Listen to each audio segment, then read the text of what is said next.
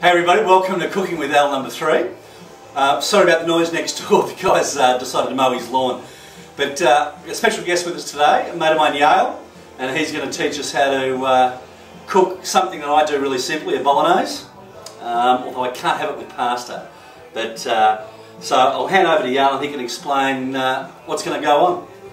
Okay, thanks. Even though you're wearing a bloody Carlton shirt. There is actually a story attached to this shirt, you know. We're cooking a spaghetti bolognese recipe today from my favourite chef, Mr. John Burton Race, who is an English chef. And my wife and I were in Dartmouth on the southwest coast of England in September, and the restaurant was closed. So there's a photograph of me standing outside the New Angel restaurant in Dartmouth wearing this shirt. And so in honour of John Burton Race, I had to wear my Carlton colours today. So when are you going to tell the story? Okay, come on, man, just joking.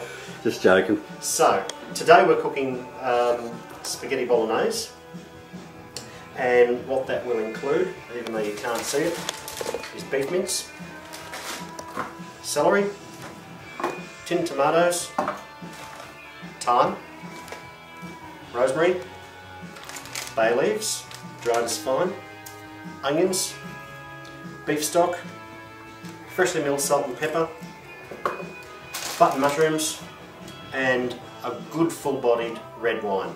Red wine's one of those things that you should drink all the time. It's got naturally occurring salicitates, which is an aspirin equivalent, which will thin your blood. It's full of antioxidants, which is good for getting rid of free radicals, and will protect you against cancer. So, garlic, which is going to feature today, but we haven't found that yet, but we will. It's over here.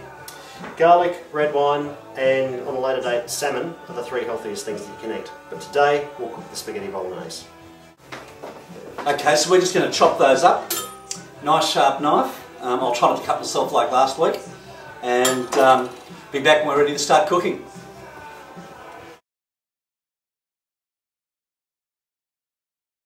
I told Al 3 tablespoons of olive oil. In reality, we're not going to use that much. It's just enough to put in the bottom of the pan and get it going. So, a bit of a splash, and that probably is about 1.5 tablespoons, maybe just a little more.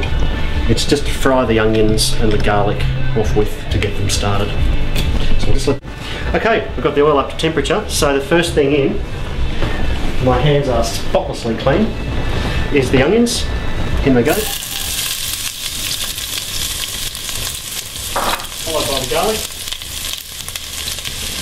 It was minced up so lovingly. Al made a special trip for. And the quality of the ingredients I want here.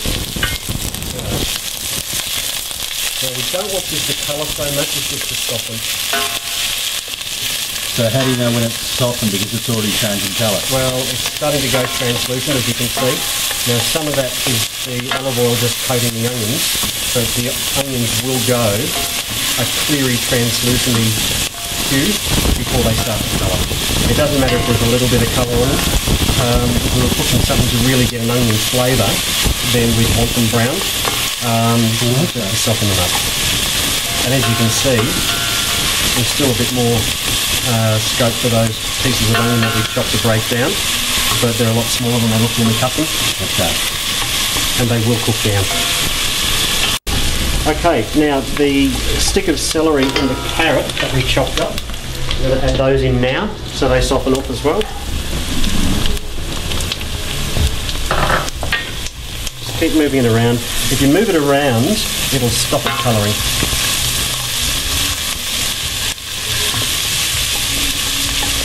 Now you can probably see how that's not giving off any carroty or celery aroma.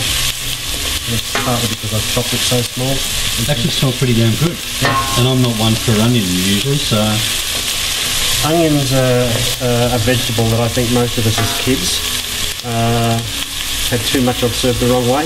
They're not meant to be harsh and metallic and bitter. I don't think we ever had any in our house. They're actually a very sweet vegetable, but you've got to treat them properly. Okay. Okay. Oops, sorry about that. That's alright. Okay, they're coloured, well they're not coloured but they're softened. So we're going to add our herbs, which are a couple of dried bay leaves, a couple of sprigs of thyme, a couple of sprigs of rosemary, doesn't matter if you break them into 2. Just give those a quick stir. Again, just to keep it moving, and just stop it from sticking to the bottom. You know, to me it's just like adding dead leaves and branches. It doesn't make any sense, but I can smell it. Yeah. Nothing like fresh herbs. It doesn't matter that the bay leaves are dry, but there is nothing like fresh herbs to make a dish. Well, there's also nothing like leaves and branches either. But very true. Sure, this is a good nothing like. You said you wanted vegetables now. Okay. Leaves and branches. So that's in now. I'm going to grab my beef. Technical way of putting beef into a spaghetti sauce. Open the bag, it's measured out at 750 mils. 750 grams. 750 grams. And now just work it round. And it will break up. And as it starts to colour, it'll come apart into those mincy little pieces that everyone's used to seeing in spaghetti sauce. You can mince the vegetables through it, that's fine. Just keep working it round. The idea here is to fry the mince off, get it to separate, and make sure it's well cooked. And that'll take about 10 minutes. Now tell me, how high is the stove on? I've got it up fairly high, and the reason for that is that I am keeping everything moving so it won't stick or burn. And by using high heat, which you wouldn't always do, but in this case, we want to cook everything through thoroughly and keep it moving so it doesn't colour. Okay, cool. Okay, we've had this going for about 5 minutes. As you can see, all the beef is beautifully separated out like we said that it would. You might be able to notice a bit of juice on the bottom of the pan that's coming out of the beef. That does have some of the fat in it, but it's also the flavour.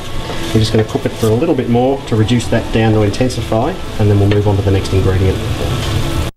Okay, so we've got that so it's nicely reduced down. The next ingredient is the tomato paste, and this is exactly 140 grams, which is what we need. So, come on, Muscles, come on, you Carlton boy. It's because I'm a little sweaty from being over the pot. Ah, yeah.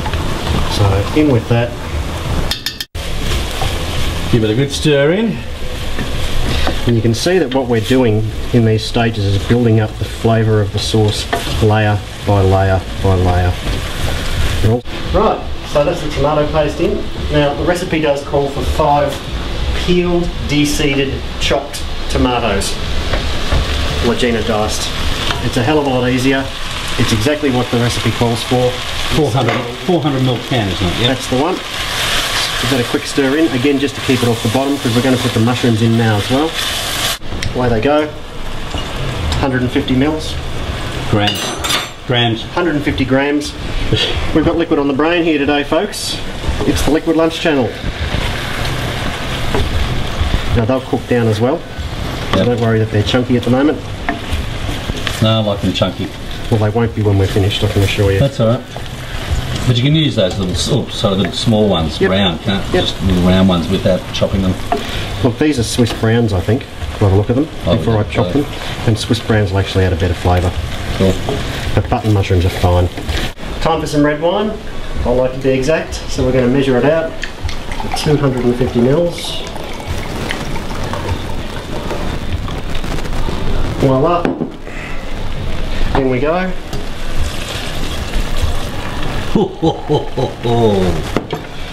And the alcohol will boil off that, so anyone who thinks they're going to fail a breath test after this is sorely mistaken. Now we're cooking. Now we're cooking. Now, the last thing we need to do is open the stock and add that in. 300 mils. Measure that out. Always do it properly when you're showing somebody. There we go. Yep.